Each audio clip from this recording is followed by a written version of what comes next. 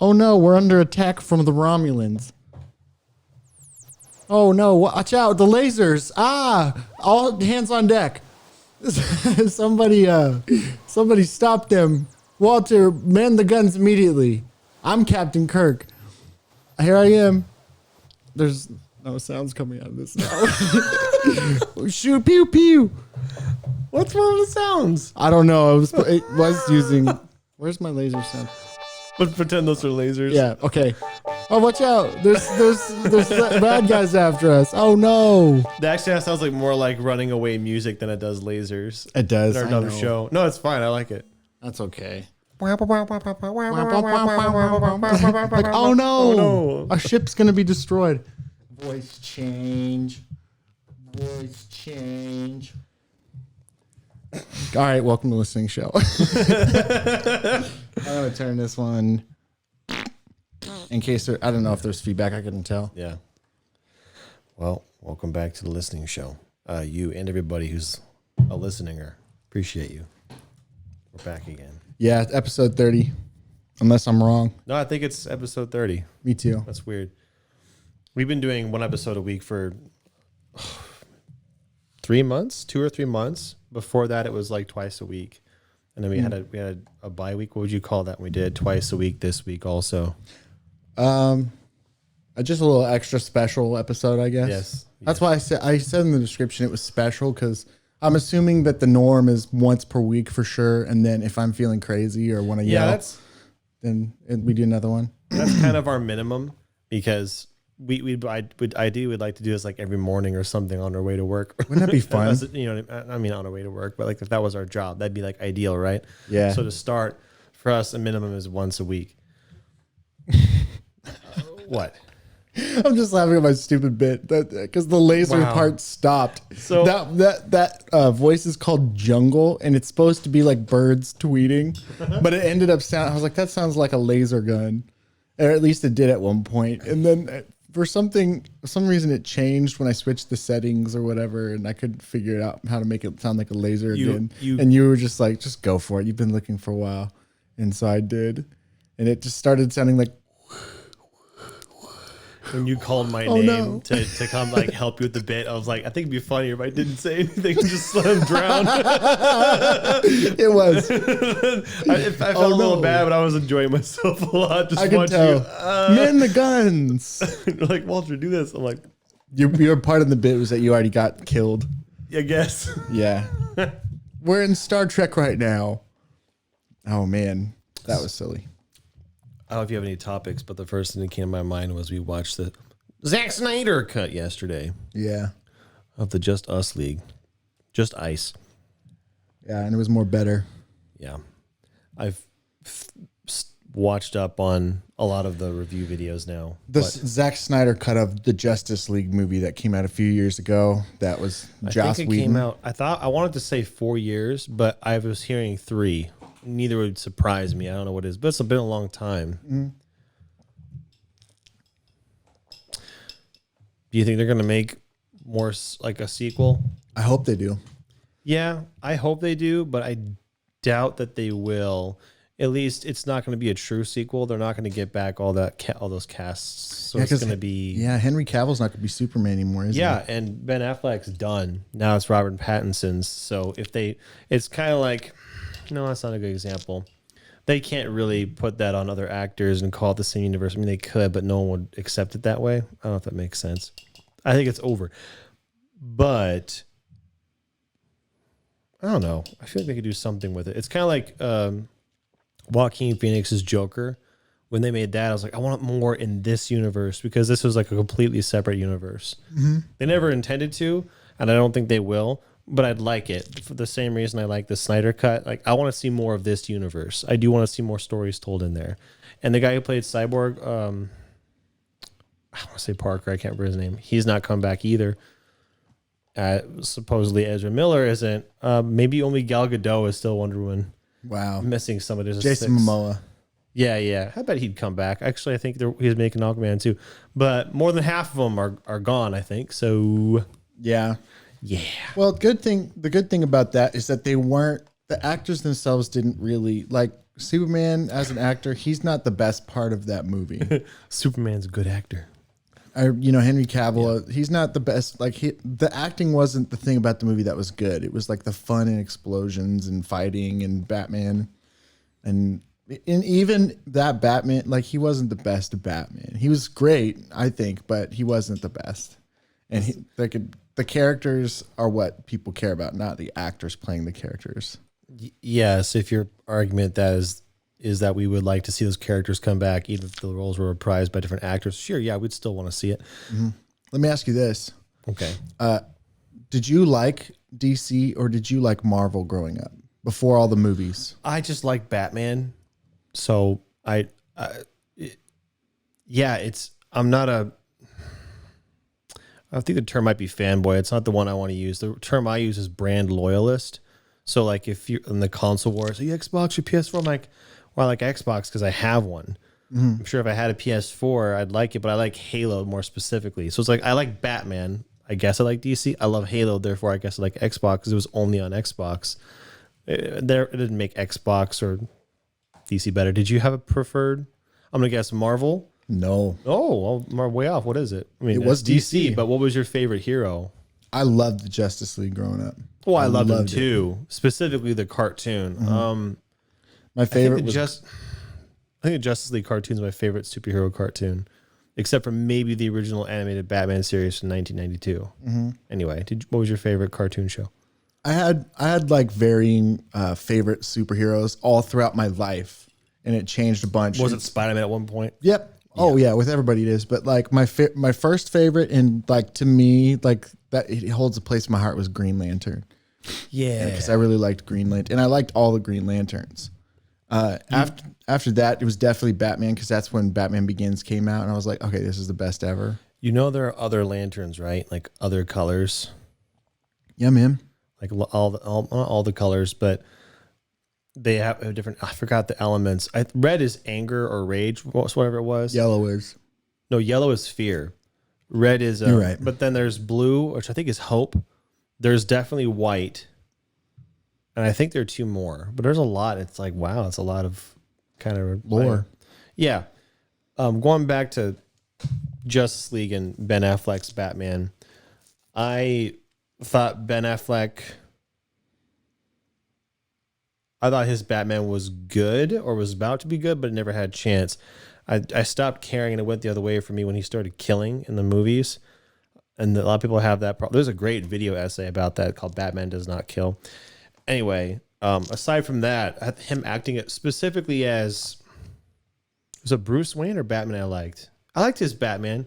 I liked his Bruce Wayne too. Robert Pattinson's Batman supposedly is supposed to focus on the detective aspect. The thing about Batman, you can do anything with movies, but it's a shame we haven't gotten a true Batman on screen, because a Batman is like, if you can make a character in a game and they have 10 skill trees and they have 110 points each one, so 100 points total. Batman's almost 100, if not 100. You can't get a person alive who's 100 to act out those things. Of course, you can do it like intelligence, physical peak, whatever. He's got everything. He's essentially the peak human is the idea. He's trained himself to be the best possible. So, I mean, you can do anything in a movie, but it seems that each movie has focused on one aspect of Batman instead of all 10 or something. And that's why Batman's so awesome, is because he's all those things. I don't think there's ever been a Batman on screen that is all of those things. Mm-hmm. If he was, like Christian Bale's Batman he was smart, but he wasn't like a freaking super genius like Batman is. Mm-hmm. I don't think we'll ever get that, but yeah, you're right. That was my big complaint about Christian Bale's, is because I've watched the comics and I knew Batman's super smart. He kind of seemed kind of dumb in the Batman Begins. Not that he was dumb. I mean, to be clear, I'm not saying Christian Bale's Batman was bad. It was wonderful. It's my favorite. But yeah, I was just saying, I don't think we will ever get the comic book Batman on screen. That being said, like I said, each Batman has kind of focused, or seems to have focused, on one aspect of Batman. The next one, Pattinson's, I think is supposed to focus on the detective part, which is cool because we've never had that. I would love to see a detective solving stuff. Yeah, I haven't seen that in a movie. Supposedly, that's what I heard. I obviously don't know anything about the movie other than that and the trailer. Did you see the trailer for the Batman? You didn't? Mm-mm. It's exciting. It's all right. Like, I don't know. It's about as good as a trailer can get. It makes you want to go see it without telling you anything about the movie. That's what a trailer is supposed to do. A lot of trailers today just give away plot points like, I'm making this example up. Like in the third movie in a trilogy, the second movie, this character has died. And the trailer for the third movie, you see that character in the trailer briefly. Well, that means he's alive. That spoils it. Things like that. It's hard to make a good trailer that doesn't spoil anything, but they exist. And anyway, I think the Batman trailer, for what I remember, was really good. I think my favorite trailers are the ones that lie to you outright. I can think of one. I feel about that. Here, I can think of one. Did you think of one? I got one. Okay, what is it? Thor 3.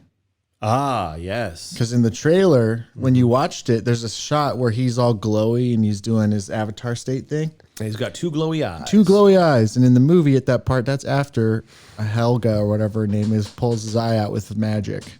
Was it magic? Swords. No, it was swords. Yeah. No, it was a magic sword. Yeah. No, it was swords. It was with magic. It was magic swords. Yeah. So that's the one I can think of. That's a good example. I was thinking specifically of another Marvel movie trailer. It was Infinity War. It showed all the heroes charging. And in that charging sequence, the Hulk was charging with them. That's not in the original movie. And I was like, well, I felt like it was the Hulkbuster. No. Well, in the real movie, yes. Yeah.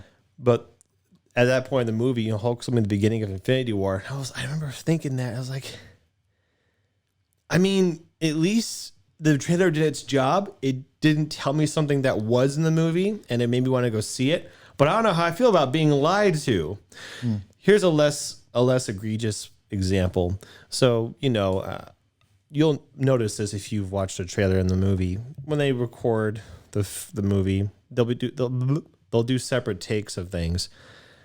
So however one line is delivered in the movie, they might choose a different take for the trailer. Yeah. I know. It may be the same shot, same words. It's just a little bit different. Like it could be the slightest bit different. So I'm like, in my mind, I'd go, if I was making a movie, it never would have occurred to me to use a separate take for the trailer. I would use just what's in the movie because that's what I'm selling. But apparently people do that. So, but that different take, I'm okay with it because it's like a new flavor of what's already there and no one else is going to see it. But adding something in the trailer that's not in the movie to deceive you, I feel cheated. Yeah. But I can't say it's wrong.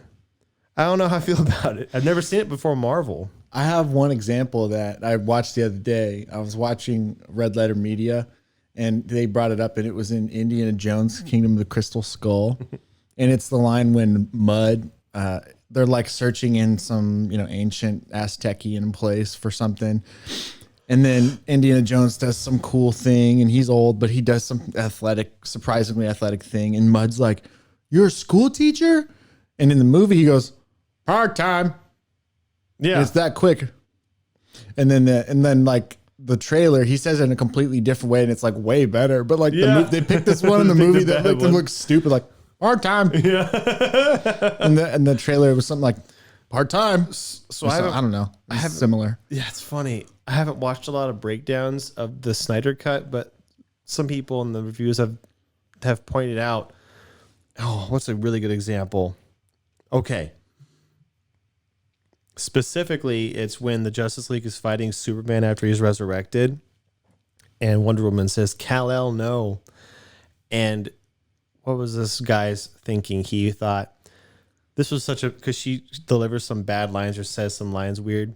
He watched the Snyder Cut and she went, "Kal-El, no." And I was like, "What? That's dumb. I thought that was in this. I thought that was in the Justice League. Why would they keep that?" He went and watched the Justice League, and there was a better take of her going, "Kal-El, no," or the other way around. It was a worse take in the Justice League. So the implication was that, and this is so confusing, Snyder had filmed the movie already at the beginning and had chosen the best take. Joss went back and looked at different takes and chose a worse take because it was already recorded. And he's like, "That boggles my mind." Anyway, I thought that was kind of funny that someone went back and chose a worse input. I don't know. Yeah. It's really interesting. Yeah. Hard time. I always think that now when I think Indiana Jones and King of the Crystal Skull. I watched that a while ago, actually. I actually, when I was watching, I was like, I've seen this before. And I realized that I'd actually been exposed to Red Letter Media a long time ago. Because I was watching, but it was when King of the Crystal Skull was coming out. And after I watched it, I was like, I want to watch reviews of this because it seemed bad to me. And I found that. Anyway, it made me happy. I was like, I've seen this. And then I remembered the part time. So Red Letter Media pointed out that they had a better take in the trailer, and for some reason the movie used a worse take. Yeah, that's funny. Yeah. And it was. It seemed clumsy. The other thing about it is, like, I feel like that line would have been better performed if he wasn't like standing on a cliffside looking down at mud. I think it'd be better if he was busied and doing something. Yeah, like said dismissively. Yeah, yeah. Sort of like I'm doing something instead of like performatively, like part time. You know, when you said that, I thought he literally was like walking from one place to another, not paying attention to like part time, just whatever. Yeah, but that'd be better. Yeah, it made sense. But he's standing there like this is my moment to shine. Part time. It's so stupid. He gets up there. This is my moment. Oh God! You know, that's that thing. And you just ruin your part time. And maybe that's part of the joke, is that it's like, that's a weird thing to say all majestically. I doubt it, but sure, let's try to defend it. It would actually land better if he was still searching part-time, and it was sort of like you hear from a distance and I imagine him walking on his way, not looking back at him. Like, I got stuff to do. Mm-hmm. Yeah, that would be great. Yeah. But the way it is, it looks like weird. It's like, that's not how people talk to each other. If you wanted to fix that in editing, it's really easy. Just keep the camera. Mud is Shia LaBeouf's character, right? Yeah. Keep the camera on Shia LaBeouf as he's looking off. You're a school teacher, and then don't cut the camera away to show Indiana Jones. Just hear him. Just hear part time. Then your brain would fill in what makes sense, which is not this or whatever he's doing. That is exactly what I was gonna say. Exactly. Yeah. You can fix a lot in editing. It's really crazy. Yeah. I was. So you saw the original Justice League once, right? Yeah. No, I've seen a lot more. Oh. Well, kind of a lot. I'd only seen it once, and I seem to recall. I was like, I don't think they actually changed it, but that's not how I remember it. It's when the Justice League goes to Steppenwolf for the first time, and Cyborg saves his dad while his dad is being interrogated.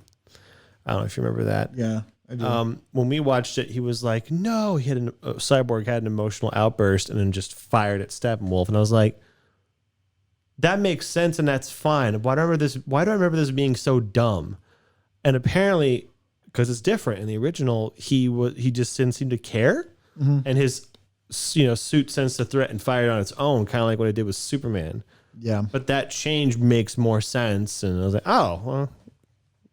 So Joss Whedon saw that and thought this makes too much sense and changed it. There's no reason to remove that. I don't know. It was just weird. Yeah, well, they had to have the moments where they were like noobs or whatever. Yeah, but he already had that moment with Superman when he couldn't control his suit because his suit was... That didn't happen at that part. Well, it happened twice in the Joss cut. Whatever. It doesn't make sense to remove it. The scene, I think the scene you're talking about is when they're in...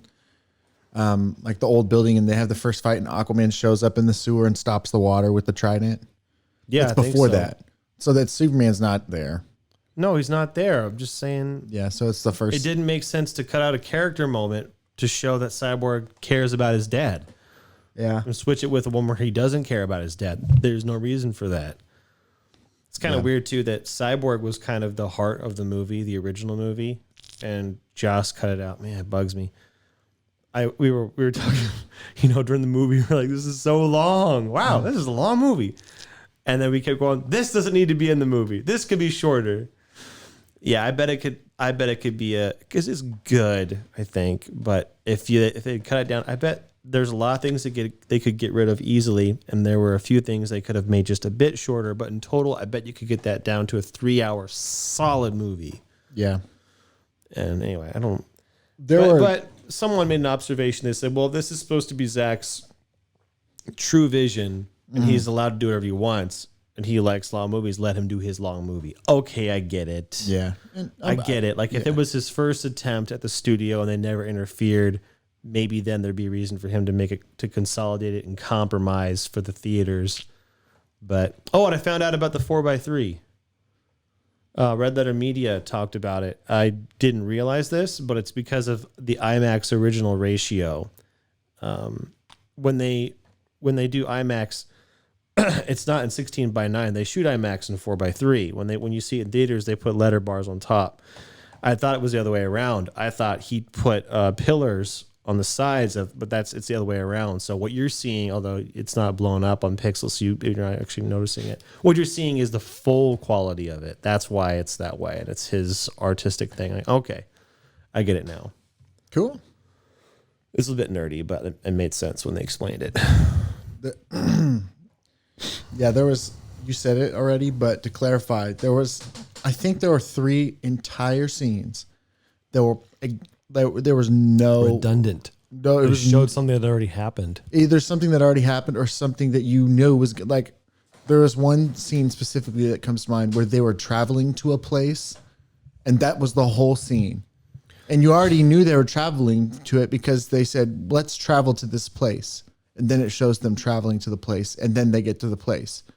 It was entirely pointless. It was like they didn't say anything important. They didn't make any jokes. They didn't do anything at all. They just traveled.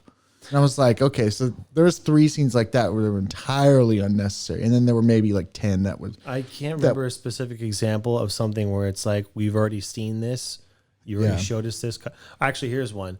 And I saw this the first time. I was like, this is going to be a recurring thing. It's when Steppenwolf puts the first mother box in the wall and summons that demon dude, whoever his name is, the cloaked guy. Yeah. That happens 3 times. And he gives an expositional bout, or I think it's 2 times actually, but the parademons sense the mother box, and then he gets an update your quest, and he goes, "Have you found the third mother box? They're searching for the mother box. They smell it where it's been," or something like that. We know this already. You showed us this. We don't need to hear your updates every time. Yeah. And a good example of something that just doesn't need to be there, just pads the runtime. It was the first thing we made fun of. Yeah. It's when Batman meets Aquaman. Aquaman goes in the water, and then we have a song sequence. The girls go in the water, and they just have this bizarre. I actually don't understand what was happening. I think they were saying goodbye to Aquaman for thanking him. That would have been faster. Bye now. But they wanted to do it in song and harmony and whatever. Yeah, we wanted to see that. But didn't she pick up like a shirt off of the shore? I think she did. Yeah, his sweater. Yeah, and the one that he throws off. Okay, so he threw it. Yeah. Okay. He takes it off and he's all sexy, and then he swims away, and then there's a shirt, and so they're singing and holding the sweater, which actually is the part that makes the most sense about that scene. Is if Jason Momoa took his shirt off in front of me, I'd be so happy I'd sing and pick up the shirt and cuddle it. Well, cut out the scene. Just pick it up, and then just do this. That's fine. Maybe throwing but like we don't need this singing. No, it was a long time. It felt like minutes. I think my critique was correct. I think it was self-indulgent. Doesn't make it bad. It just loves itself. Yeah. And I think it's justified because he didn't think he was going to get his movie made, and then he got a chance to do it his own way. He's like, I'm going to make it exactly how I want. Me, make it as long as I want. Like, okay, I get it. Yeah. But I think it was self-indulgent. It made more narrative sense the whole way through. Oh, yeah. The entire way through. It was just it was like little hand-holdy.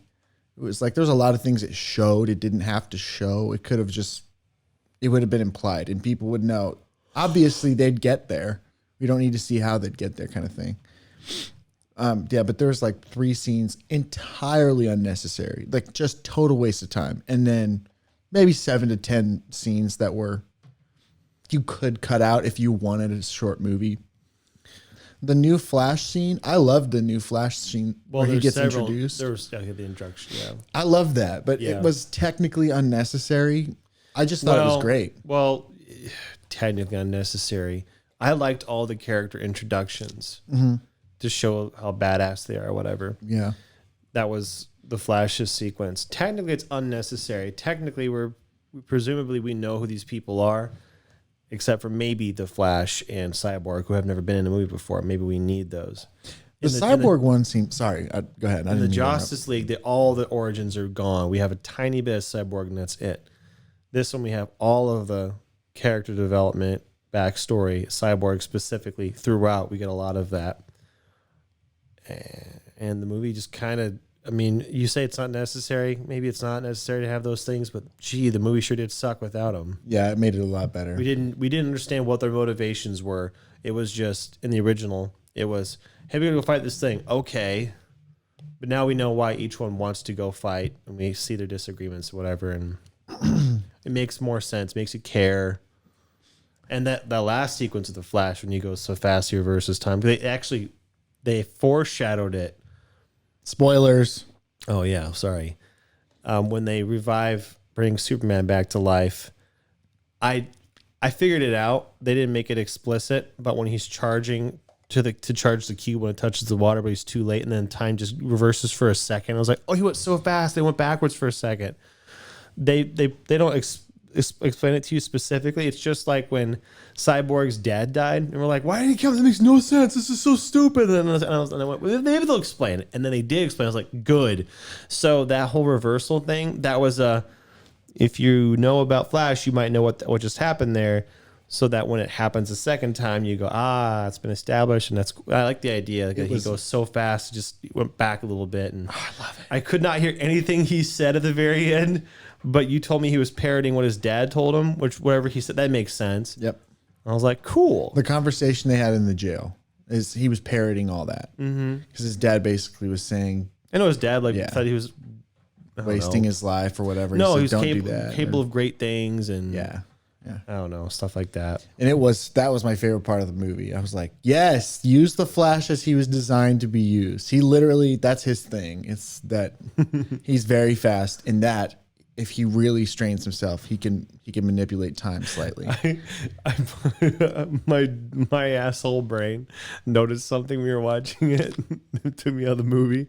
It's when in the final battle, when Flash is running in circles, endlessly building up a charge to help Cyborg disarm the mother boxes. Yeah. Cyborg on the intercom, okay, I need a charge. Flash is like, I got the charge. And then Cyborg responds to Flash, okay, well, I need another minute or something like that. I went, wait a minute. How can Cyborg communicate with Flash if Flash is moving faster than the speed of light? Yeah. We had a laugh. And then you said, well, maybe Cyborg is a computer. He could slow it down or interpret. Like, okay, all right. Well, I also said what Cyborg would hear would be up. Yeah. Up. It'd be like, I'm going to help this out. I can't hold on much longer. Cyborg hears, and then what Flash hears, you know? Yeah, I would. That's so funny. Yeah. Now that one, it was the case. We didn't actually do that same thing the other way around. He'd be like, help me out with this. That's funny. It would take him like 10 minutes to say that 3 words. I mean, I'm serious. In Flash time, yeah. Anyway, it's so funny. Otherwise, it was we liked it. Yeah. You know, I just thought of, I think I actually just made sense of this. So it's his body can move fast, but he can slow his mind down enough. Like, because he was moving fast when he was yelling at Cyborg, but he was talking regular speed. So maybe he can operate on a mental level on regular time, but then I get it. That would make sense.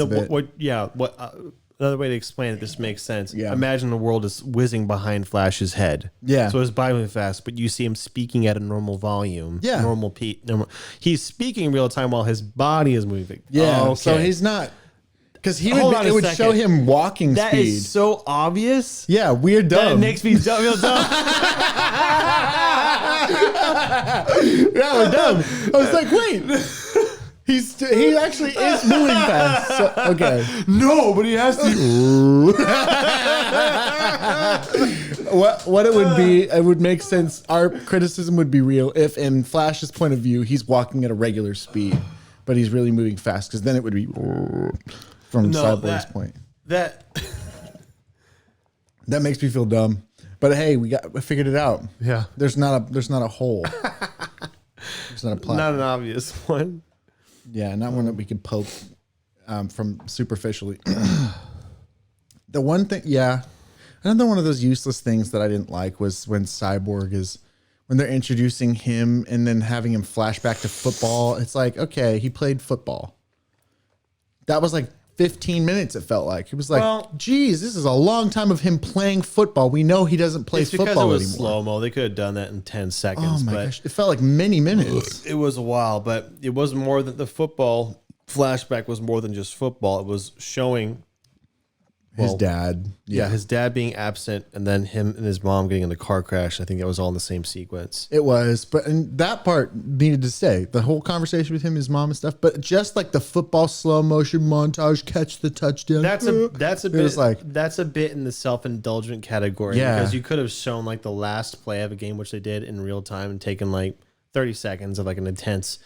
Yeah, there's like a ton of them huddling up and looking around and then lining up against the guy slowly and then running the route slowly. It was terrible. That gets to you through the movie. It's like, okay, I get it. Will you just run the route already?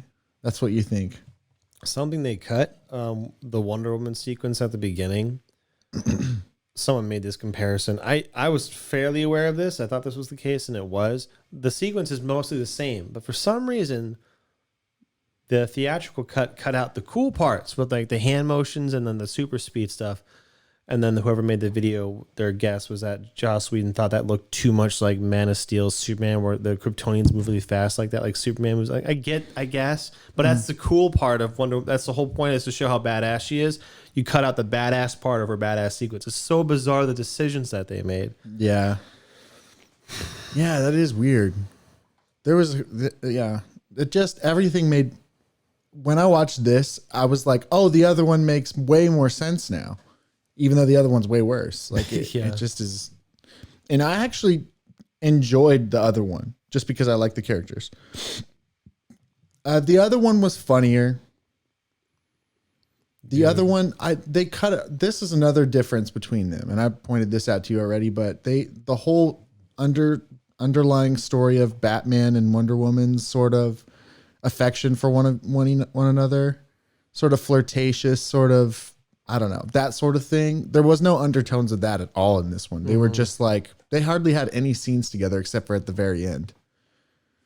The very end, they had the whole meeting in the boardroom, like in Room for More, that whole thing. But I did not enjoy that first one, and I didn't think it was funny necessarily. I think it tried to be funny, and it was painful, because it was so out of play to me. I mean, there are film critics who have this very perceptive mind that I really don't have. I'm kind of in the middle of a casual. I love schlock. I love watching these explode because I do. But also, wait a minute. I'm not at the end of some of these people are. So some people, I'm just enough to where those funny scenes that were stuck in look like they were stuck in. Mm-hmm. One of them was, after they fight Superman, Batman's on his back and the fight's over and Batman groans and gets up, something's definitely bleeding. Or after Superman and Cyborg disassemble the mother boxes at the end, they're both laying down, talking about how much pain they are and laughing. It's like... Yeah, that one's dumb. There's a lot of dumb ones. And then Flash falls on Wonder Woman's... His face falls in his boobs and he gets back up really quick. Right. Which that joke was actually in a Marvel movie. Yeah, Hulk, Bruce Banner did that to Natasha in Avengers Ultron. I remember that. So the same joke. Yeah, well, they took it from a bunch of other movies too. Well, that's everywhere. Land on a boob and get up really quick and awkwardly. When we watch the Snyder Cut, it has its funny moments, and I think it's just the right amount of funny because it's mostly serious. So you can have some jokes, but if you have too many jokes, it gets dumb. So a couple were when they're fighting the parademons for the first time, and Flash like dodges shots. At one point, he like stands up in a corner like this, and then it's really funny because it's really quick, but it's there. And then of course, I think the one you laughed at the hardest is after Flash, while charging Steppenwolf or something, misses and accidentally body slams Aquaman, and then it shows Aquaman and Flash laying down. Aquaman looks over at Flash and points at him like this. Aquaman does. Yeah, dude, I'm so sorry. Yeah, it makes sense. And it's funny. That was a good one. Now, what's ironic is the Snyder Cut had fewer jokes, and I think it was funnier. Nah. Well, I think the jokes were more consistent in Snyder. Like that, but there wasn't that much is true. They're consistent. And a lot of the jokes in like one of them in the Snyder Cut, or sorry, the original, and it bugged me because it doesn't make sense for the characters. Is at the end, Batman and Superman have an exchange. Superman says something like, "Well, I know you didn't bring me back because you like me," and Batman's like, "I don't not like you. Like, that's supposed to be funny, but that's not what anything like what Batman would say. Red Letter Media was talking about it, and he read off some of the things that the characters say. And it's so much more apparent when you read it as a script. And then Rich Evans said something like, Batman's been around for like, what, 80 years? Who thinks Batman talks like that or something like that? You know, that's what takes people like me out of the movie anyway. I'm being a little too... I'm going to bring up one, and it was my favorite funny moment from the first one, and they removed it entirely, and I was bummed because I was like, it was good, and it was appropriate, I think. Now, there wasn't really a place for it because they didn't focus on this part of the movie, but the part when the Justice League is first together before Superman arrives and they're going to fight Steppenwolf, and they're all talking, they're strategizing in the plane or whatever, and then Aquaman starts soliloquizing just over in the corner, and he starts being honest, like, hey, we could die, you know. We could do this, and you realize he's sitting on the lasso of truth. Okay, they weren't in the plane. That's why I was confused. Or in some sort of carrier. Yeah, they're in a flying carrier of some kind, I believe. But then the whole point is that or maybe the Batmobile. I don't remember. Doesn't matter. The point is that it was actually really funny. It felt in character, and you felt like the hilarity growing of him, like getting more emotional. Yeah. I just feel like we finally have a family. Like we're all together, and it's like this isn't stuff Aquaman would say, but it's because he's being honest. I was like, that is a good joke. I thought that was good. I was like, you're missing that in this movie. That was yeah. From what I remember, because I've only seen both of them once. From what I remember, with the one exception that it would make the runtime even longer, that's a totally fine scene. I wouldn't mind a moment to laugh at them. I also didn't like the scene when they're talking about bringing Superman back. I liked the brevity of the other one a little better. The whole part when you gotta pick a name. Other, you mean the first Joss one, the Justice League. Yeah, I liked that. But so in the Justice League, it's quick to the point, and it actually makes sense. They feel the fear of actually we're gonna get beaten if we don't get Superman. I like to politely disagree. You said it, but let me finish. Okay, it was quicker in the other one. In this one, it didn't need to be as long. The only difference that was cool was some of the dialogue was like, all right, it was like implied. In the Snyder cut, it was sort of implied that everyone just knew we have to go get Superman, but they never talk about that.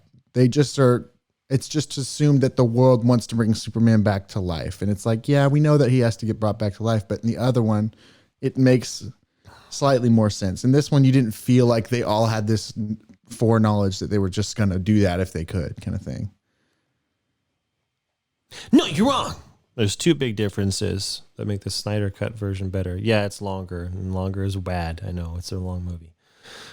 The biggest difference was that before he's resurrected, as the thing is falling, Cyborg and the computer, along with other characters in the movie, because they keep trying to set this up, has visions of a post-apocalyptic future, seemingly as a result of bringing Superman back. So now we suddenly have a feeling of dread or danger or hesitation at bringing him back. Oh, maybe we shouldn't do. It builds the tension. If we bring him back, it may not be good. There's that element that was not in the original. And then secondly, of course, Flash reversing time at the last second. Joss cut that out. He just made it charge at the right point and said, and I guess he did that because that was better. I liked all that better.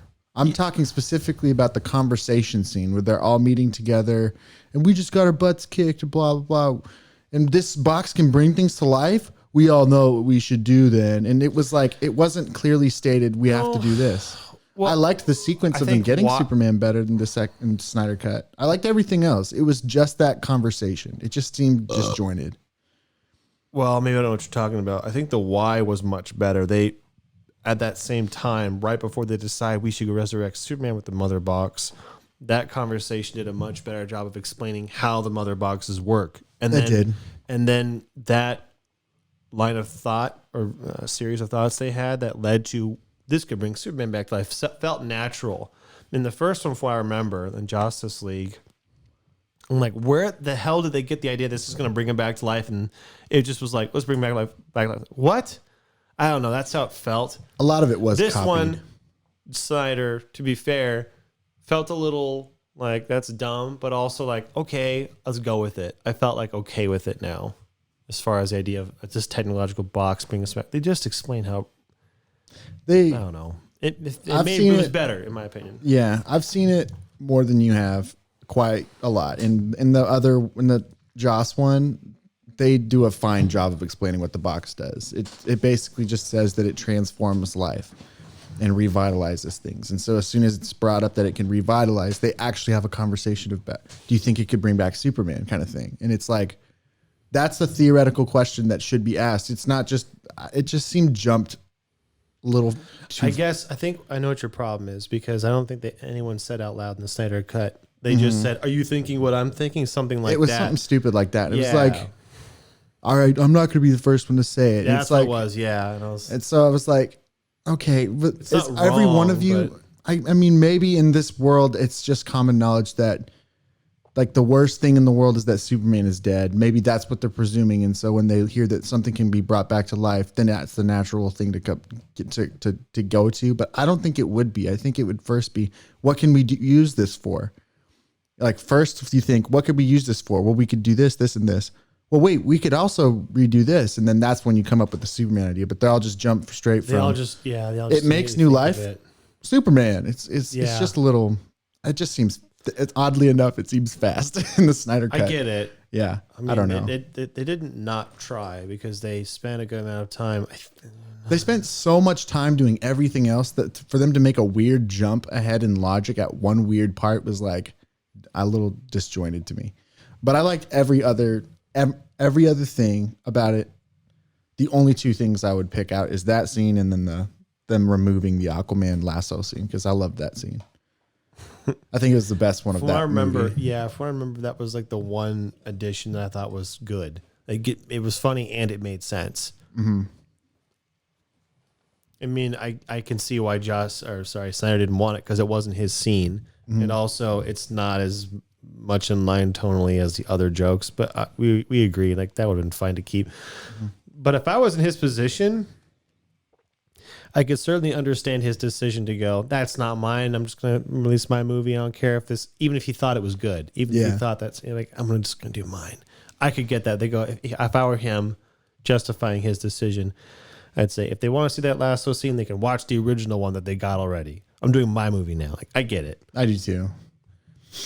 I guess there's one other thing. I'll put this in I'd maybe switch it back, but I did like this undertone of Wonder Woman and Batman kind of being flirty and having the more intimate scenes together, just because that is the cartoons too. Yeah. Diana and Bruce, there's chemistry there, and they actually paid attention to it in the Joss version. And even though it's okay without it, I probably would add it back in for my personal tastes. For my personal pleasure. Yeah, I liked it because, it was reminiscent of the JLA, Justice League. Animated. Yeah. Like, what does A stand for? Justice League AIDS! Yeah, that made sense. And it isn't, from what I remember in the cartoon, it never went anywhere. It was just chemistry, and it was like, ooh, the whole time, and I was fine with that. I thought that's what they were doing. I was fine with it. Again, put yourself in Zack Snyder's shoes. Zack Snyder's. Snack Zider. Snacks. Snack Cider. There you go. Snack Ziders. Put yourself in his shoes. I can understand why he would want to incorporate anything from the original cut. Me too. But we like that. I like that. Mm-hmm. It was better. It had a voice. The other one didn't have any one voice. It felt like a bunch of junk thrown together. And some of the junk was quality junk, but it was like, most of it wasn't. Most of it was just disjointed and dumb. Quality junk. That's what she said. Yeah. It is. Nice. It's just too late to be funny. Not like it would have been funny before, but by the time I think of it, find it and push it and it plays, it's just too long. I wish I could do it like as loud as he does that. Oh my gosh. Nice. That's why it's so I want to make a video about nice. I want to make a video about it. I think presumably that's everybody's favorite thing about him as a meme, and presumably what most people know about him or know him from is the nice. And it's so funny to me. I've tried to explain this to people. Here we go off on a tangent. Michael Rosen in the story Hot Food. he says nice 3 times. And when he does that, it sounds like a whip. It's so loud that it's comical. It sounds like whoosh. No, I'm exaggerating a little bit, but it sounds like that. And I think it's a combination of 3 things I thought about for a while. 1, I think he can do a very good click noise. 2, I think it's just the microphone relative to his mouth or something that makes it sound louder. And 3, I think it's the room that makes it like reverberate and hang in the air. There's a combination of things. I think it's the right soup or recipe that just makes it hilarious. I don't know, but gosh, it's a simple thing and it's super funny. Anyway, It's a super perfect let's listen to it. Nice.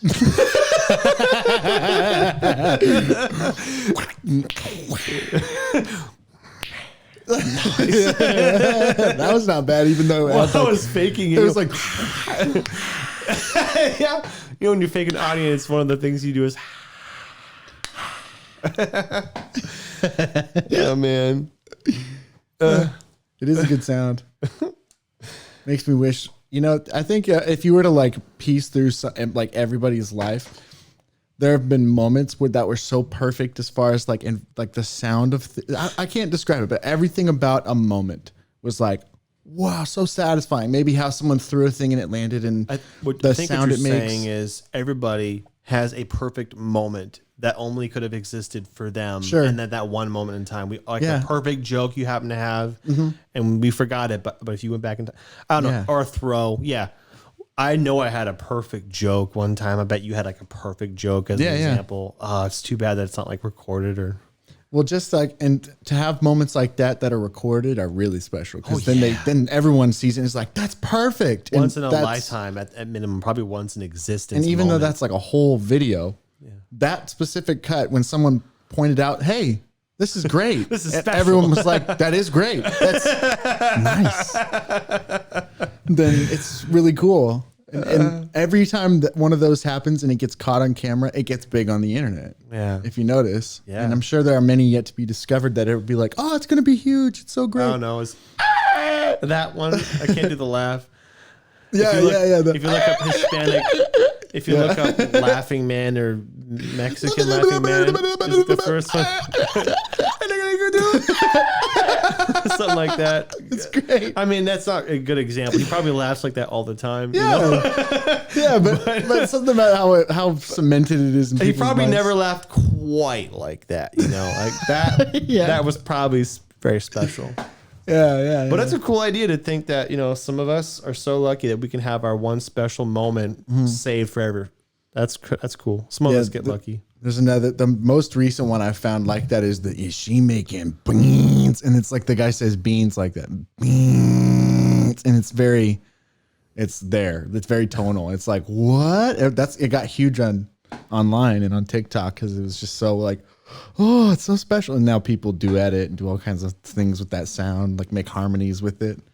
My most favorite recent one is they found the guy, is she making beans? And then that tone is going on the whole time like this. And then on top of it, there's a guy who goes, oh, and there's like a whole choir of sounds like, oh, and it sounds great. It sounds like an old monastery. There's a group of, the topic kind of is the Snyder Cut, but it doesn't matter because we're going everywhere. There's a group of boys in middle school or something, and I guess they're a choir, but they'll record YouTube videos of themselves singing like in a bathroom in school. And the bathroom adds charm and of course the reverberation, but like they did like the Halo theme and like, what do you call those when they sing a cappella songs and it's just really charming. Mm-hmm. Yeah. Even in songs, like songs count as like a perfect take, a perfect sound, perfect moment. Sure, yeah. And people will take a part of a song and it'll get huge. That's why, like, as far as like social media app platforms and applications and things like that, TikTok stands out is because it's like the perfect app to take a perfect moment and squish it down really quick and then have people can build and compound this thing into something really big and grand and great. Someone should make like a remix song using elements of all the best sounds on the internet that exist. Happened.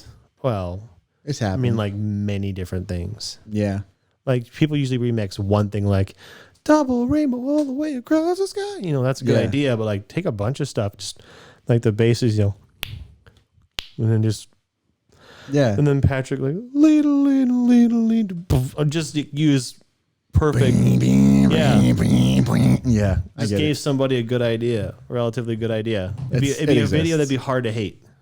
There's that exists in like 2015 for the sounds that happened before 2015. Sure, it probably does exist. And even though, like, what's weird about music right now, and this is kind of going off of that thing where it's like a perfect sound that people listen to, is that people are realizing that it doesn't really matter how you sing. It just matters if it's memorable. Like, and why you always lying? Sure, like that too. But I mean, like, actually music, like it has to be musical, first of all, and it has to be memorable. And those are like the two things. Because if it's both of those things, then people will jump all over it. Like what's the number one victory for Fortnite? We got to get down. Get down. I don't know. There's like a little boy and he sings about Fortnite and it's all just kind of a funky beat. Number one victory Royale. Yes, Fortnite. We're about to get down. Get down.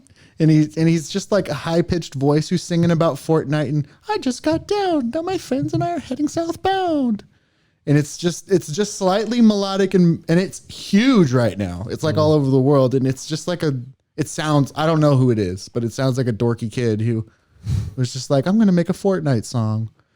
And it is melodic and people like play bass to it and, you know, do acoustic versions of it. And they actually sing it like for real, which those are the cringy ones. Cause it's meant to be sung as sort of a little boy singing up and down. It's not meant to be serious. Yeah. Try saying it really well. Or maybe it is meant to be serious, but maybe serious for a 10-year-old kind of thing. Yeah. I don't know. I don't know what his intent was with it, but it is huge now. That person is famous. And it technically, I don't know, it's a boy. It could be like a girl, but I think it's a little boy. Number one victory for Royale. I can't remember what it is, the words. Number one victory Royale. Yes, Fortnite, I'm about to get down. Get down. Something about, I don't remember. It's dorky. Everyone's going to make fun of me for knowing that it exists anyway. I'm like 27 almost. Oh, not really. No way. I don't have that button. No way. No way. You're not 27. No, I've just turned 26. That's what I thought. I know. Beach. I was trying to, it would have made my point more if I was 27. I have a little rant. Go. About the stigma that people hate kids that play Fortnite or Fortnite is cringy. That whole stereotype. I think I know what it is. I think it's really simple. Essentially, the player base for Fortnite is usually young kids. Most often, any fad that's liked by or populated by children is uncool to adults because it's childish. And this goes back to, for example, I realize like Call of Duty. To a degree, it still is today. But 10 years ago, 8-year-olds, a lot of them, those 8-year-olds are 18 or they're adults now. When Call of Duty was like, that's probably at least 10 years. But back then, those same kids who were cringy or squeakers, whatever you call them, they're probably making fun of kids now playing that same game. Yeah. And it's all because, so anyway, the point is, I think people hate Fortnite almost because it's, I think, almost exclusively populated by children. Modern Warfare didn't have that, but for two reasons. Modern Warfare was a mature game that didn't have as many players, children players in the base. And secondly, more children today are being introduced to gaming earlier than we were 10 years ago because it's more accessible. So essentially, Fortnite has more kids in it than any online game shooter probably ever. And so it's the most detested by us adults. Like, oh, I'm cool, therefore Fortnite sucks. And if that's the case, I get it, but I don't think that's fair for mainly one reason. That doesn't say anything about the game.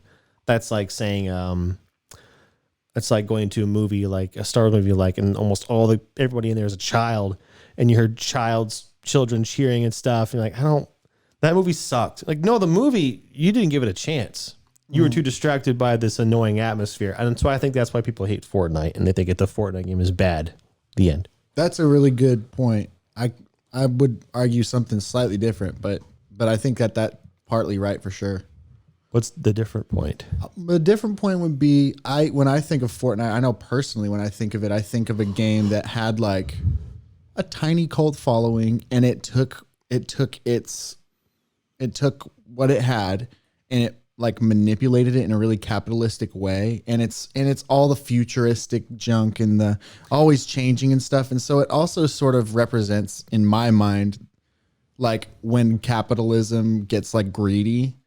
More specifically, yeah. I don't think you're onto something good. I think it represents pretty much everything that's wrong with the gaming industry. Yeah. It uses all of those manipulative things and predatory tactics that we, an older generation, didn't grow up with and realize shouldn't be normal. To these kids, it is normal.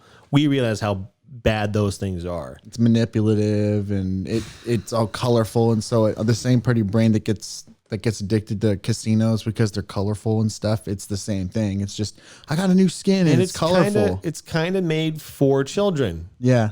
So that, for underage gambling and stuff. And so adults go, that's for children. Yeah. That's dumb that it's for children. Yeah. But hey, if that's what they want for their birthday, then they should give all their money to this game where you can perform the game perfectly without these things. But it seems, I don't know. To me, it just seems kind of gross because it jumped on something. That's a good observation. I remember when it wasn't like uncool. I remember when it was cool because it was like this new thing, and it was a battle royale, and it was shooting and it was collecting weapons, and now it's like all this new new rules every couple months and events that you have to pay to be a part of, and all. It's just, I don't know. It was probably cool before it was flooded with children. Maybe. It's like, this park is awesome. Oh, now it's only ever little kids that come to this park, and now I don't want to skate here.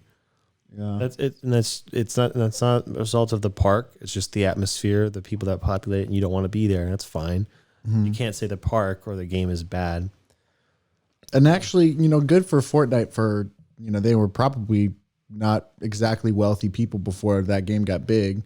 Well, so if they recognize that change is necessary to growth, and they definitely did that, but I don't know. It seems gross. I don't hate Fortnite. I don't like it either. It's interesting. Backing up, do you remember when PUBG was big? Yeah. I don't know if they claimed this.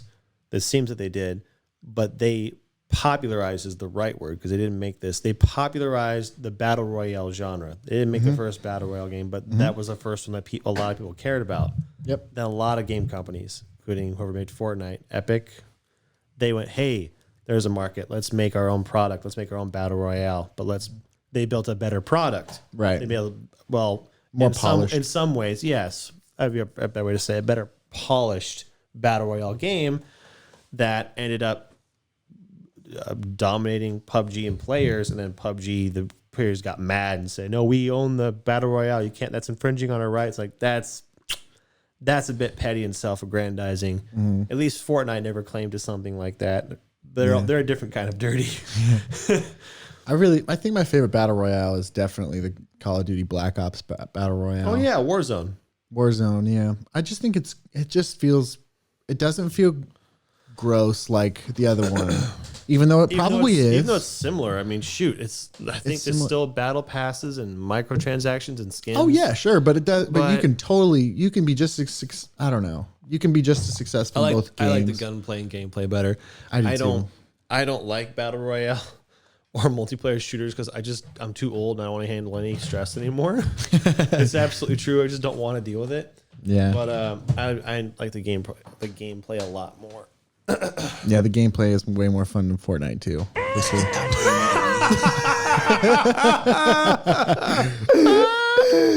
And that was that one in the nitty gritty. I pushed the thing into the armchair. That's what happened. Sorry. Hey, you want to hear the most annoying sound in the world? Yeah, I think. Man, I just miss the old games, man. The old, like, our old. Yeah. Nintendo 64 Mario parties. Mario Party 2, man. That was such a good game. Mario Kart 64. Donkey Kong 64. So I didn't own those games. I got to play them on my cousin's consoles. But I do miss the oldest game that I ever owned. Yeah, I miss the oldest games I ever owned. That would be Mario and Luigi Superstar Saga on the Game Boy Advance SP. I want to play that again because it froze and I couldn't finish it. And the first game on Xbox was Attack of the Clones. I don't remember the name of what it was specifically. I thought it was the coolest game. I loved it. I just played the campaign over and over, and the multiplayer blew my mind. I bet it's horrible, but I want to go back and play it and find out. I remember that game. But you can only play it on Xbox or GameCube, and I haven't found a port anyway. Yeah, it's funny how you just want to go back and... Well, and even like the more polished versions of those, like when Xbox 360 came out and when GameCube came out, like the GameCube games were amazing. There wasn't a there were bad GameCube games, but I don't recall hardly any bad GameCube games. I just had a flashback. I never owned GameCube, but I knew people who did. You remember the big CD cases? They flipped their catalog of games. Yeah, that's what you did. That's me. Yeah, man, they had like. Oh man, there was Smash Bros. Melee, freaking Mario Kart Double Dash. It was that was one of those things that was like, that's so bold of them to venture out that far from the like Mario Kart 64, but it worked. It was goofy and quirky and it worked and it was fun. I feel special to have been alive during what I think was the golden age of video games. I think the best period. It's hard. I'm definitely biased, When I was a kid, that was the best. But I think objectively, essentially, it's right before things got heavily monetized. Yeah. And basically that. So like when the Halo Wii first 2 came out. and maybe up to Halo 3, 2007, where it was just you buy a $60 game and you got way more than your money's worth. Basically, that's the pinnacle. And then it's accessible and everybody can play. I think that was the peak. Yeah. It felt special to have been alive during that time. It was special. We Part of didn't that- know how much it was going to get, how bad it was going to get. Yeah. One cool thing that's gone was waiting in line at midnight for a game. This is special. Yeah. Everybody, it's such a nerdy, fun thing. Everybody there is happy to be there and is there for that. Yeah, so you could talk to somebody online. So, you going to Halo 3? Yeah. So like, when did you start playing? I started playing with my brother. It's just like, it's a super wholesome thing. You're never going to have that again, I don't think. I mean, I guess people could. Yeah. Not with the rise of streaming services and streaming game services now. I mean, I think the peak is behind us. I'm sure people will still wait in line for a game, but that's kind of over. That's kind of sad. It is. That just gave me like real sadness. I just thought about like how many lines am I gonna have to wait for a special thing for anymore. Yeah, I don't know. That's a good question. Because who knows if like movie theaters will ever open up again the way things are? Who knows if? I thought about it just yesterday. Sorry, I'm interrupting. I think. Well, yeah. Go ahead. I think maybe the peak of theaters is over because of the rise of streaming. It's kind of like with the rise of Netflix, and then Blockbuster was out, and now streaming's at a point where almost, I don't know, all the studios providers are streaming stuff now, and then they're using that as a way to circumvent the theaters being down. That I think is going to quickly become the way of things. And I think, man, I bet in the next 5 years that one of the 3 big AMCs around here is just going to be closed. There are already some of them closed. I mean like with the signs just taken off the building. That's going to be weird. Yeah, well. I mean, I saw that happen to Blockbuster, Yeah. That was weird. Imagine it happening to something else that's been around like even longer than Blockbuster. I bet it's going to happen eventually. Let me ask you this. Do you think that movie theaters will join? Do you think they'll survive like AMC will survive because it will adopt streaming? It'll say, we want to buy rights to stream movies before other streaming companies can buy these movies. I get the idea, but at the same time, I can't imagine they can afford studios allowing AMC to become a middleman, not to mention, from what I know, theaters make very little anyway. So they wouldn't be able to, they wouldn't be able to afford it. Like if Warner Brothers, as an example, I don't know, a streaming studio, if they could just stream it, why would they and you know send what, it to AMC and let them do it? I did just realize that there's a lot of contractual things that the movie itself does for it to become novel, that it pays theaters to play it there. More or less, like a lot of movies will say, Disney we're going to give we'll give contracts to movie theaters so that you will play them in your theaters, and then we'll get the profits from them there, and then you'll get a percentage of whatever, blah blah blah. Yeah, and that's to increase the novelty of it. Because if they just release it straight to DVD, then everyone could just buy the DVD and there's not as much desire for, I don't know. It's not novel anymore. You could just buy it. Well, I don't know a lot about it, but from what I know, the theater business is not a good business. Not anymore. It's a little antiquated. Not with the studios having the kind of power that they have, from what I understand. But from what I know, yeah, shoot, the theaters. I like the idea of them being around forever. Yeah, and I'm sure there'll be like little ones. You know, like like this is cute. You know. Damn it, I should have switched the camera over to you. That was wonderful. Sorry. You saw my face react to seeing it about to happen. You just pulled up your leg. Microphone goes down now. Here it comes. It had like some like reverb almost on it. Imagine if you had a reverb button, you push it. I want to clip that and put it on your board. That was so perfect. Sorry. No. I don't remember what you were saying at all because I was like, oh, this is going to be great. No, that was obviously your remark on what I was talking about. That's what you thought of what I had to say. That means I concur. Okay. No, I think there's gonna be small theaters, like cute things. They're gonna have like they are now, like drive-in theaters.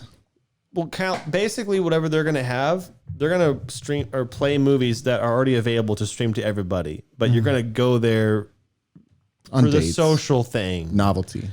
Yes, that's a good word. For the novelty of going to a theater, I think, but the modern theater, I think it's going away. I think so too. I'm a little sad about it. So sad. There we go. I have a button for this one. I have something. I want to circle back to the golden age of video games. You said somewhere in that 2007 range, and I agree completely because that was like, I remember that was like when the Wii was coming out and that was going to be big news. It was going to revolutionize the gaming. And those first Wii games, like the feeling you had of having that technology was incredible. But better than that is that the GameCube games that they made were really good. GameCube or as far as Nintendo goes. But I just mean the GameCube. Like the early GameCube games were they were figuring some things out. And then they just got really good because that was like, to me, the Wii was like the last one that was designed to be played with up to 4 people. It felt like that.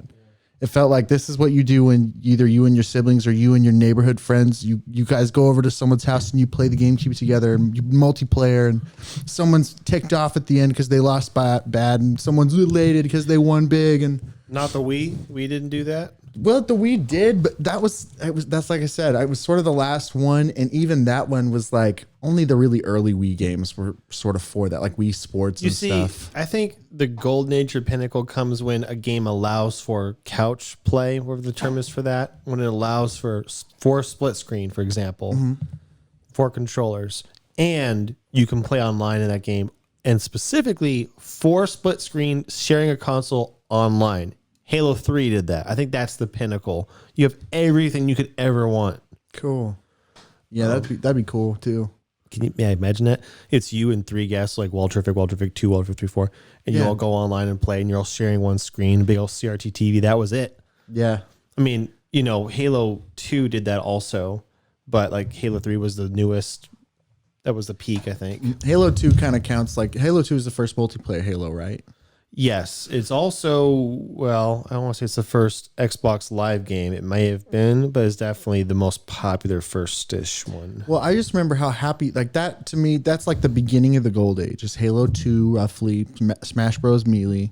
Like those games came out about the same time, I want to say. And those games, just to go to your friend's house and either play like duels in Halo where you're both trying to kill each other with that OP space sword or whatever it's called, that whatever kind of sword it is. Space sword. Space sword. You're right. No, you're not right. Whatever. It looks like a lobster claw. But then freaking Melee, you just grind that with your friends and you'd have epic battles and they'd be so intense. That game is designed to like get your blood boiling because you're thinking so hard and you're so orchestrated and you have so many strategies and it's so much strategy and quick thinking that I think it's a brilliant game. That game is designed to start fights and strengthen friendships. Yeah. Oh yeah. I used to do tournaments of Melee with my friends, and I was really good at Melee, but they were all amazing too. Like I did one tournament where I won it. But we did tournaments for fun. And I remember thinking, I've done one tournament and I won it, and I'm like average in this, my friend group. I think I told them at one point, y'all, we should go do tournaments and compete, because I won $50 doing a tournament the one time I played. I did Halo tournaments, local Halo tournaments at the mall. Yeah, like in the Microsoft store or whatever. I won some stuff. It was fun. Really? Yeah. What'd you win? I can't remember. I know I got gift cards to the store and Xbox cards. It's like I can't remember.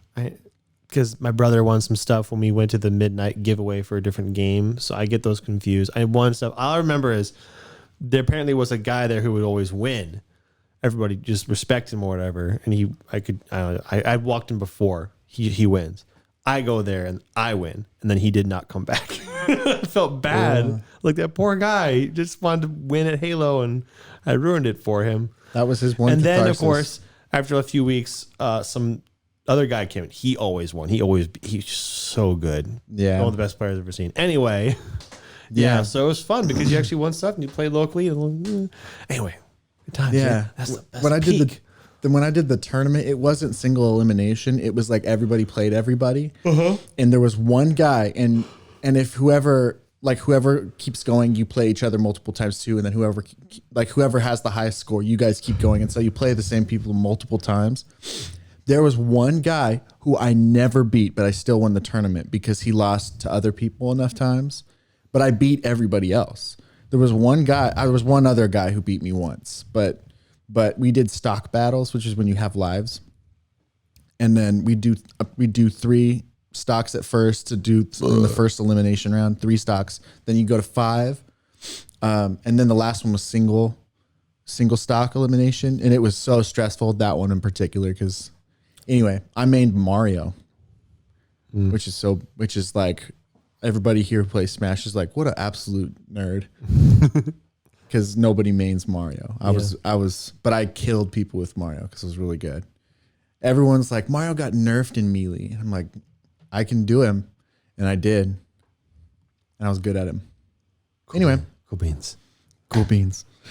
Yeah, those are good times. I bought Brawl 2 when it came out for the Wii, and that one was fine. They were like, all the Smash Bros have been good, but there's something about Melee that sits in my heart. Because that was the one I got really good at. I think those heart days of games are over. I know. I wonder if kids in the future will look back to Fortnite and be like, "Oh wow, I remember Fortnite. I had so much Fortnite That's funny, but yeah, that is very likely that will happen, deserved or otherwise. Deserved or otherwise. Deservedly. Well, I thought about that. But I think deserved is also correct. Whatever. Blessed or blessed. Blessedly. It's that thing. Yeah. Blessedly. I'm joking. I know. Yeah, I bet they will. I bet it'll be like, man, Fortnite died a while ago, but I remember when I had so much Fortnite clout. I remember when I got a epic win and I did my dance. You can't even wall, bro. What is it? What do they call that when they like? That's the thing. That's what got me out of freaking Fortnite. I played a couple times and it was fine when it was guns and shooting people and you build structures to like to help. But when it started being like every time you fight, it's just building and then shooting and building, and it's like that's stupid. Yeah, and I can't keep up. And I know you have to do that to be good. I don't care for the building part at all. I really dislike it. I just want to. But you have to do it to win now. Like it's part of the game, and maybe it makes it a unique game for sure. But and again, it doesn't make it a bad game. It just means I don't like it. I don't want to build in a shooter. I just want to shoot stuff. I don't want to be in a dominance hierarchy in a thing that I'm not dominant at. Yeah, I get it. Yeah. I'm fine with shooting people too, but not building. But I want to win. Yeah. It's like, that's what Minecraft is for building, not, yeah. Yeah. Yeah. What a great game Minecraft is, by the way. What an amazing game. That might be, as far as objectively the best game ever made, it might be Minecraft, dude. Yeah. I don't know. There's some amazing games. Probably the best game of the last decade if it came out in the past 10 years. I mean, I don't think it did. Yeah, I don't think so. Anyway, one of the best games ever made. One of the most influential. What's the word? Revolutionary. Revolutionary. That's not just that. People there's still not a game quite like it. You know, it's so grand. There has never been a game that has more entertainment value in it. Ever. You know, there's more to this game than any other game. I don't know. Engineers literally use it to practice circuitry because of how layered it is. People have created calculators in Minecraft because you can use their things to create. Yeah. They use it for theoretical engineering because it's easy to format. Yeah, it's so simple, the idea, and yet so complex. The potential is. Maybe that's why it's so great. It's because it's literally funny. You build Again, it. this is another example. I said kids playing Modern Warfare 10 years ago were squeakers, but now they're adults. Same thing with Minecraft. Minecraft used to have a bad stigma when it came out because it was really accessible to kids. A lot of kids played it. Kids still do play it. But those kids who played it when it came out are adults now. And now the Minecraft's strongest base are adults. Yeah. Because that was their childhood game. And now it's a cool game. It wasn't cool when it came out because it was all the kids. Now it's relatively cool. I remember that. I remember when it was like, you can't like Minecraft. That's a kid's game. It's dorky. Now it's like, if you say like Minecraft, like that's cool. Minecraft is, everybody agrees it's a good game. It's kind of funny. Yeah. Anyway, I wish I made that connection earlier. Yeah. That's probably just the thing with childhood things in general. It's like children. People that are older than children are like, that's for a child when they're happening. Therefore it is bad. Well, yeah. And then when the children grow old, well, it's just not adult. You know? I know. Yeah. I don't know. I'm trying to think of other great, amazing games that are just simple, but like could be one of the best. I mean, Pong, one of the first. I was going to say Pong or Snake, but Pong is a good example. I would say it's a good. Just because it's one of the first and it's simple and it's fun. It is fun. Extremely simple. It doesn't have the layers like Minecraft does. It doesn't have even close to the layers Minecraft does. But because it's so old and yet so approachable. That'd be a good button. Picture Shrek and it's layers. Layers. Ogres have layers. Onions have layers. I'm trying to think of other great games. For me, I'm trying to recognize objectively the best. I would say the best game of all time is Super Mario 64. Very, very high nostalgia factor for that one, though. Well, definitely put in the top 100, but that's not saying much. A top 100? That's so disrespectful. At least. It's at least top 5, even if you're independent. Even independent of nostalgia. The movement in that game was revolutionary, and it's still one of the best 3D movement games. People still play that more than almost any other 3D movement game. Well, I mean, shoot, I can't think of any other game in that genre that's better. So, you know. It's obviously got flaws, but the flaws almost make the game better. It's one of those weird exceptions where the flaws help the gameplay, and it make it more fun to play because the flaws you can manipulate to beat it better and quicker and I don't know. No, I'm not a doctor. Halo, for the story, Halo 1. Yeah, I guess. That moment with the flood was like, oh man, that got me when I was a kid. I was at my friend's house and I was watching them do the gameplay. We had like a sleepover all weekend.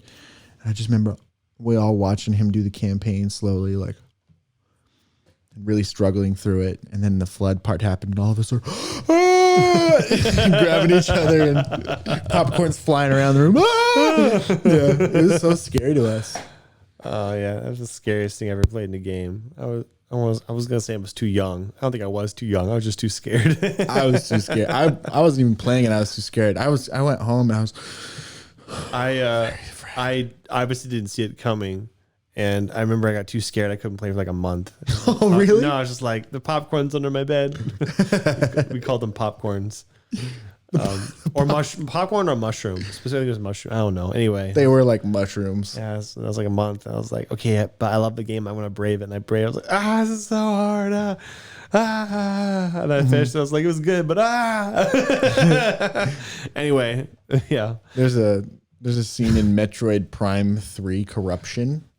And I think that Mass Effect, it's either Mass Effect or some other game did this several times, but in space, you come across a crashed ship in space or an exploded ship in space that's completely, everybody's dead on board and a bunch of decayed bodies and stuff you see everywhere. Well, there's a door you open and this is the one moment that actually the game itself made me jump. I've jumped because my sister tried to scare me before in games, but the one time I actually jumped because I was terrified was you shoot the doors to open them and then they open up like this.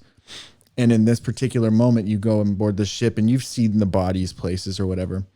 But, you know, people like want to get to the next door. And so you shoot the door and load the next room. And then you're pressing your body up against the next door to run in. Yeah. So this door opens and there's a face with eyes like this. And then it just turns to dust I was like, it made me jump because I wasn't prepared at all for it. I was like, oh, and every door I went after that, I was like, I like that trope, whatever you call it. It's been done. I know I've experienced it. I think it was in the Doom games where you're at a point where, come on, let's go. They get you to a long enough haul or series that you're just trying to get to the doors. So you get up to the door and before it opens. And at that point, they put an enemy behind the door. Yep. When you don't expect it, when you're at a disadvantage. Yeah. It's like, it was scary. And it's not like it's an unsettling image. It's like eyes because like it was a person that clearly like the air got sucked out of their lungs. And so they look terrified in their eyes, like this eye's in the head still. Is it this Dead Space? No, I think it's that one's Metroid Prime 3 Corruption. But Dead Space Is that a first person game? Yeah. Okay, that makes sense. It's a first person shooter. That's like one of the only Nintendo rated M games, if I can recall. Nice. And it is, but Dead Space, I think it is Dead Space or Mass Effect, one or the other. When I watched my cousin playing that game, there were several things like that where things would jump at you and scare you. I haven't played Dead Space, but it sounds like if you describe that and I had to guess what game was, that sounds like Dead Space. But I haven't played it. Yeah, Metroid Prime didn't lean into that. We're trying to scare you. But that moment, it put some guy who got some smart ass got it in their head. These kids that are playing this game, they're not going to feel afraid when they go through this abandoned place because they've gone through tons of abandoned places. So we're going to just inject a little fear into them. And of course, I'm like sprinting through this area, loading the doors, and then you're running the next one. And they add like a sound too. And I was like, oh, and then it disintegrates in front of you, and you're like, oh, yeah. The other still charging forward. Still trying to just yeah. I also got scared playing Luigi's Mansion one time because my sister, I was like exploring a new area and she came in and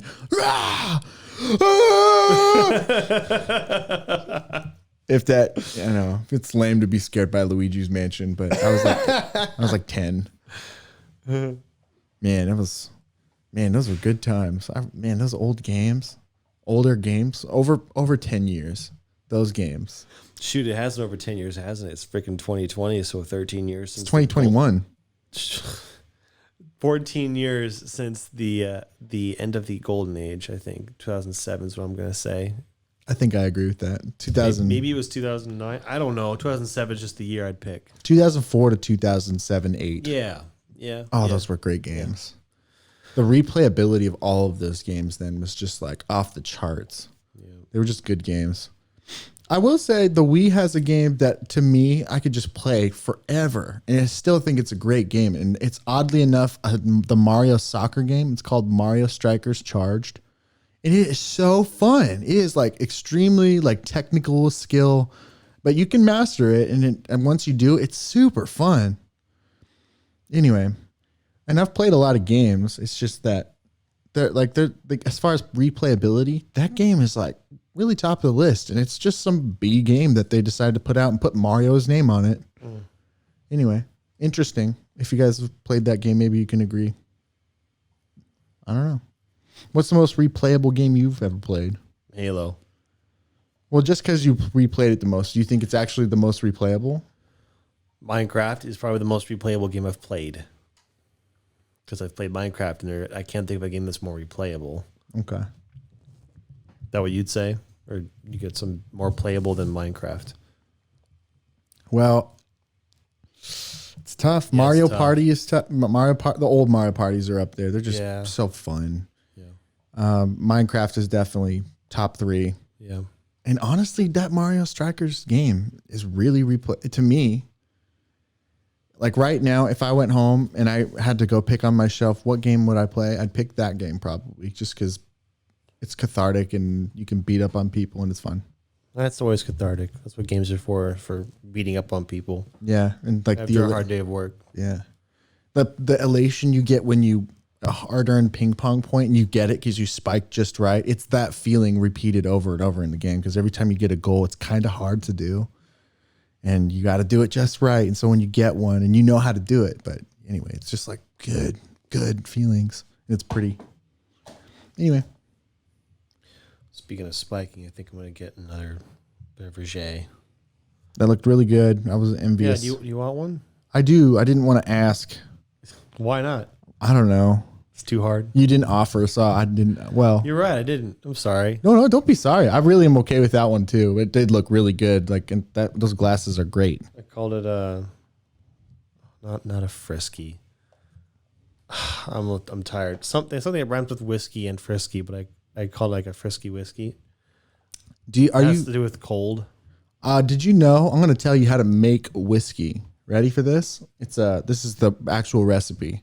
Whiskey? Yep. Rain makes corn. Oh. Corn makes whiskey. Whiskey makes my baby feel a little frisky. So rain is a good thing. That's how you make whiskey. I don't believe you. It's a song. Okay. Rain makes corn. Corn makes whiskey. Shut up! I can't wait to put the highlight of me farting on TikTok. Okay. I'm going to do that. Oh, I had my first TikTok dissenter ever. Ooh. I put up a highlight of this last podcast. By the way, again, sorry for being angry all last podcast.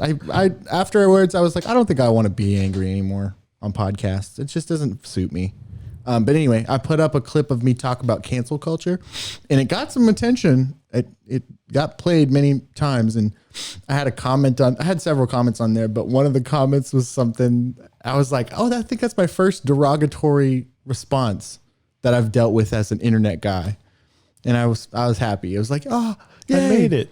Yeah. It was something like, only people that are concerned about cancel culture are the people who deserve to be canceled. So stop worrying about what K-pop stans have to say online and just don't be a dick. And I was like, I don't think I ever said anything about being worried about I also don't think being I said canceled. anything about K-pop. Yeah.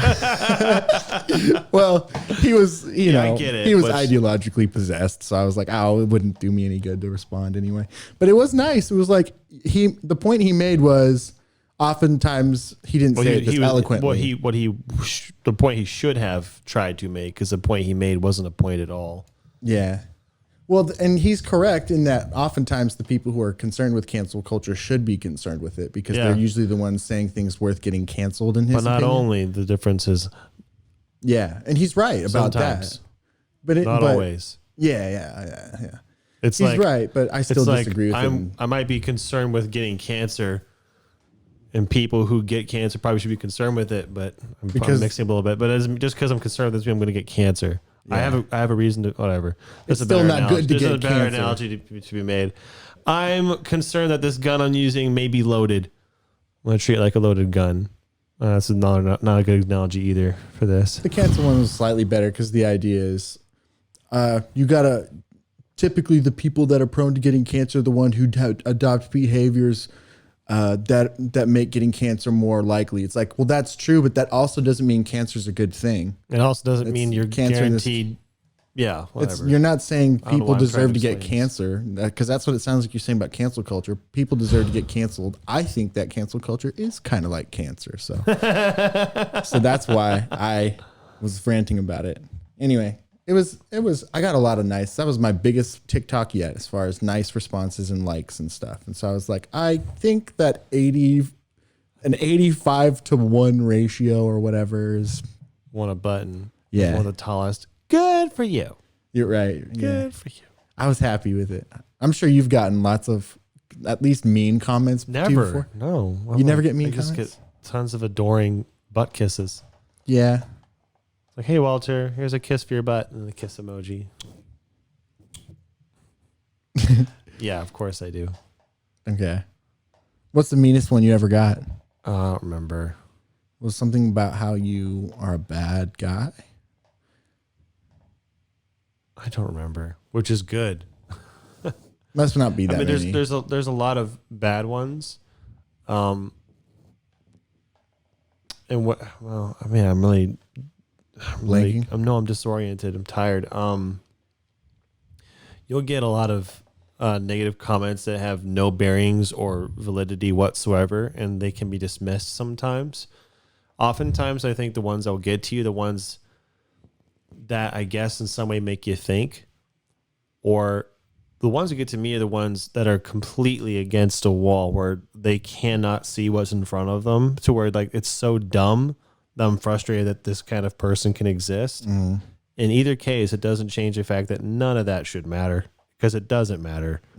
So, yep, that's correct. And that's pretty common. I think that was this guy. It was like he didn't even see what I said. Is when I read it, and that's why I couldn't be mad about it. But maybe that's the kind that upsets you more because it is like a reaffirmation. Oh yeah, those people are out there and they have internet capabilities. Yeah, no, I get it. I get why that's frustrating too. But like you said, doesn't matter. Let's not end it on a bad note. Oh man, I wish I could replay the fart, dude. That was my favorite thing. That was so gross. It smelled bad.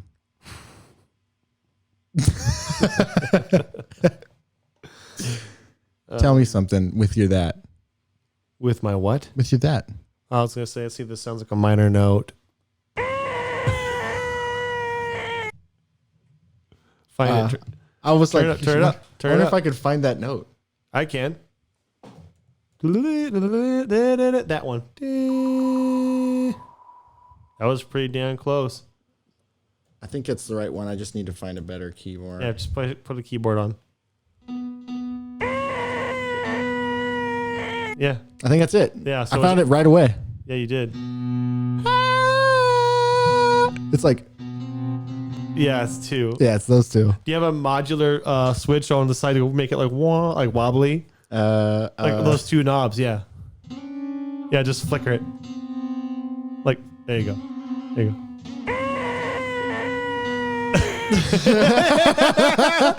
We're trying to play on the piano. Yeah, it's pretty close. I like it. Should make a song based on the Charlie Puth. I'm perfect pitch. Perfect pitch. Perfect pitch. But that's supposed to be Nicolas Cage. Perfect. No, I just... Well, yes. It's supposed to be... Perfect pitch. It's your video, your show. Well... Ended forever. Watch out for the laser beams again. Man the guns, Walter. Oh no. Our ship's going down. Oh no. Finally. All right. Bye guys. Have a day. Yeah.